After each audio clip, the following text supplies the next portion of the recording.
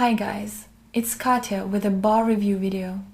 To establish an actus reus for the imposition of criminal liability, it must be a volitional act. In most cases, it must be an affirmative act. What about where we have an omission to act, a failure to act?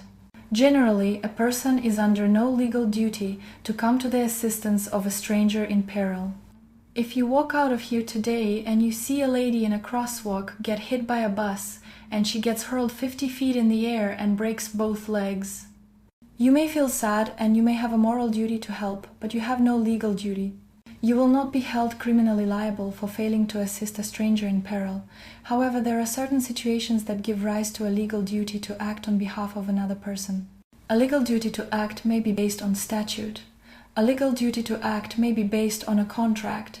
A legal duty to act may be based on the relationship of the parties. A legal duty to act may be based on the voluntary assumption of care. A legal duty to act may be based on the creation of peril. A legal duty may be based on statute. For example, failure to file a tax return. You fail to file a tax return which can subject you to criminal liability. You have a statutory duty to act. A legal duty to act may be based on a contract. A lifeguard, for example. A lifeguard is under contract to rescue swimmers who might be in peril of drowning.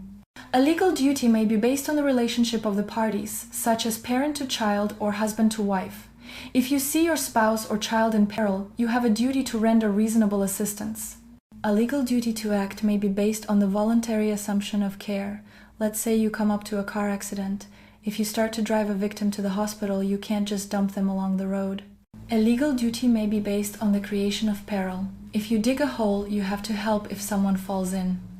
Thanks guys, and thanks to Bakersfield Paralegal for sponsoring this video.